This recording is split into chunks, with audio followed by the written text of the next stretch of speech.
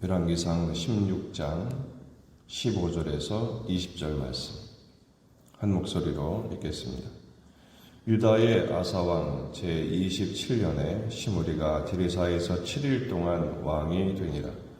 그때의 백성들이 블레셋 사람에게 속한 기브돈을 향하여 진을 치고 있더니 진중 백성들이 시므리가 모반하여 왕을 죽였다는 말을 들은지라.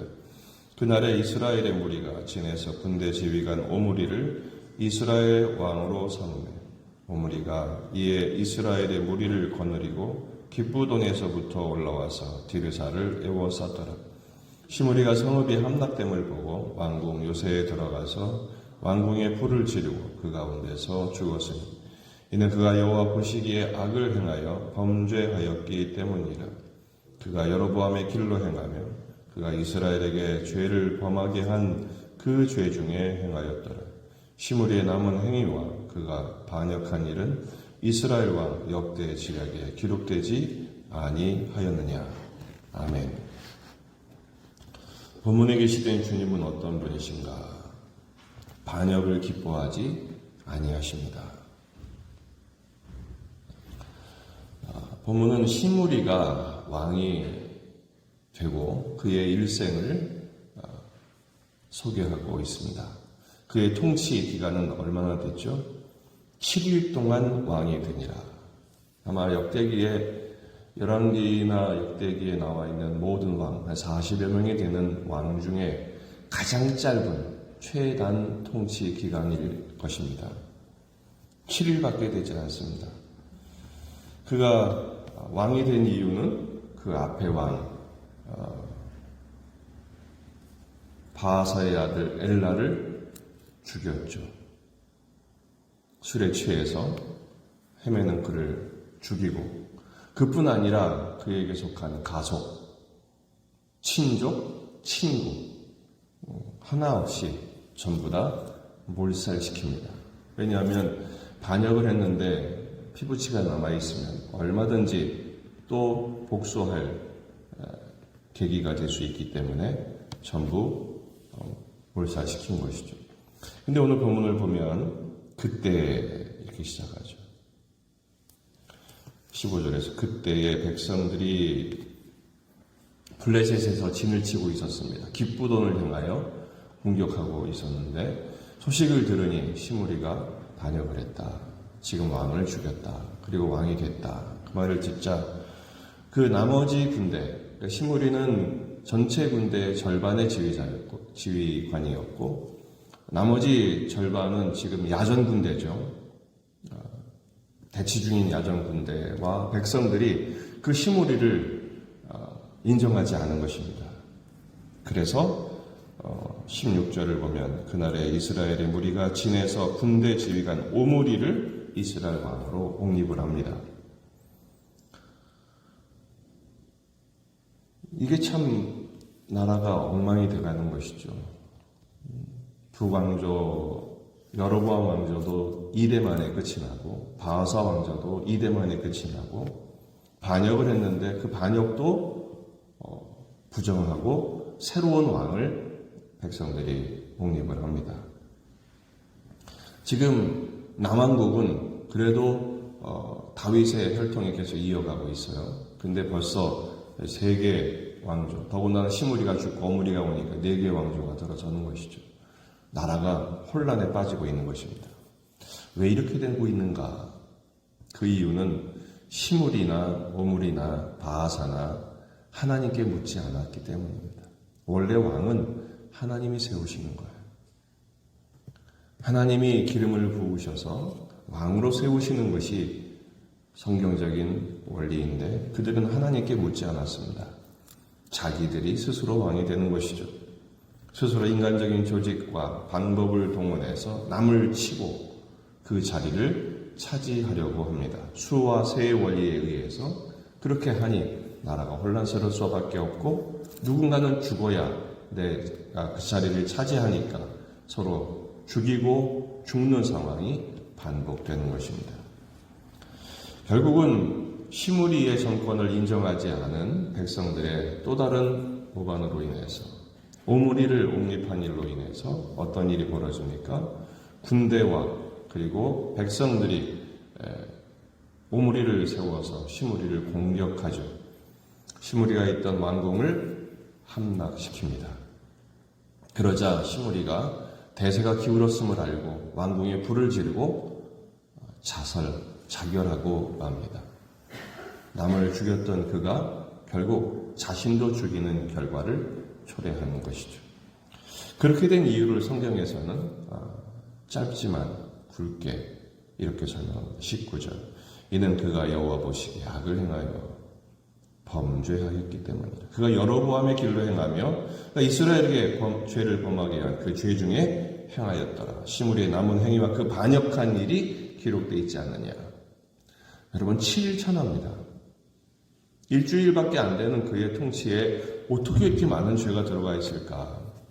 뿌리부터 죄로 시작된 정권이었고 그 죄의 결과를 맺은 모습을 간략하게 설명하고 있는 것입니다. 여로보암의 길로 행했다. 하나님을 반대했다라는 것입니다. 이런 관점으로 생각해 볼 수 있지 않을까요? 시므리는 과연 그의 정권이 일주일밖에 안 된다는 것을 알았을까? 전혀 몰랐겠죠. 그랬다면 그 많은 살상을 저질렀을까요? 일주일밖에 안 되는 건데 안 하고 말지. 그랬을 수도 있었을 것입니다. 사람은 이렇게 어리석습니다. 자기가 다 할 수 있을 거라고 생각합니다. 자기 시대가 영원할 줄 압니다. 그렇지 않습니다. 인생은 짧습니다. 짧습니다. 100세를 사시는 어른께 물어봤습니다. 인생이 어떤가요? 짧아요. 금방이에요. 속히 지나갑니다. 결코 영원하지 않습니다. 오늘 말씀을 통한 교훈은 첫 번째, 인생은 알 수 없다는 것입니다. 스스로도 보장할 수 없습니다. 아무리 계획해도 계획대로 결코 되지 않습니다. 왜냐하면 역사의 주관자는 하나님이시기 때문에 그렇습니다. 잠언서 19장 21절 사람의 마음에는 많은 계획이 있어도 오직 여호와의 뜻만이 완전히 서리라. 잠언 16장 3절 너의 행사를 여호와께 맡기라. 그리하면 내가 경영하는 것이 이루어지리라. 우리는 알 수 없어요. 인간적인 계획이 영원치 않습니다. 오직 하나님만 영원하시고 하나님께 맡길 때 하나님의 뜻을 이루시는 것입니다. 두 번째, 남을 심판하는 자가 되지 말라는 것입니다. 남을 정죄하고 심판하는 자리에 서지 말라는 것이죠. 시므리는 그 전 왕 엘라 왕과 그의 친족, 친구, 가족을 전부 다 몰살시키죠. 심판자가 된 거예요, 스스로. 결국은 부메랑으로 돌아왔죠. 자기도 죽여야 하는 불행하고 비참한 인생이 되고 맙니다. 선지서를 우리가 한동안 공부했습니다만 선지서에 놀라운 장면이 나옵니다. 이스라엘 백성들이 하도 고집불통이고 말을 듣지 않자 하나님께서 주변의 이방 족속들을 채찍으로, 회초리로 사용하시죠. 그 주변의 열광들을 통해서 이스라엘을 징계하십니다. 그런데요, 선지서의 끝부분을 보면 항상 어떻게 되어 있느냐. 그 이방인들이 자기가 힘이 센 줄 알고 이스라엘을 공격하고 노략하고 괴롭게 했던 것이 자기 힘인 줄 알고 자랑했었는데 하나님이 그들을 징계하십니다. 왜냐하면 이들은 내 백성이다. 내 자식이다. 내 자식을 내가 가르치기 위해서 거룩하기 위해서 너희를 사용하는 것뿐인데 너희들이 내 백성을 괴롭혀 복수하십니다. 이사야 10장 24절 25절입니다. 그러므로 주 만군의 여호와께서 이르시되 시온에 거주하는 내 백성들아 아수르가 애굽이 한 것처럼 막대기로 너를 때리며 몽둥이를 들어 너를 칠지라도 그를 두려워하지 말라. 내가 오래지 아니하여. 왜 오래지 아니하시죠? 그들의 공격과 그 이방인들이 강하게 되어 이스라엘을 괴롭히는 것은 순간에 잠시 동안의 징계고 거룩하게 하시려는 하나님 아버지의 사랑의 회초리였기 때문입니다. 이제는 내게는 분을 그치고 그들은 내 진노로 멸하리라. 하나님이 가만두시지 않으시겠다는 거예요. 그래서 하나님께서 미디안을 치시듯, 기드온이 미디안 그 바다의 모래 같은 백성들을 어떻게 합니까? 그 바위 위에서 전부 다 죽여버리죠. 또 애굽 군대를 바다에 던져버리듯이 하나님이 막대기로 그들을 징계하시리라 말씀하시는 것이죠. 다시 말해서 우리는 심판하는 자리에 서지 마시고요, 사랑하고 축복하는 자리에 서셔야 합니다. 우리가 할 수 있는, 하나님이 우리에게 주신 특권은 축복권밖에 없어요. 저주권, 그거는 하나님만이 가지시는 거예요. 결코 심판하거나 비판하지 마십시오. 비판하는 그 비판으로 내가 비판받게 되어 있습니다. 이웃을 축복하십시오. 사랑하십시오.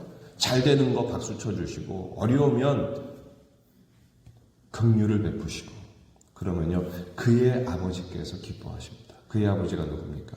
하나님 아버지가 기뻐하십니다. 오, 네가 내 자식을 이렇게 위하는구나.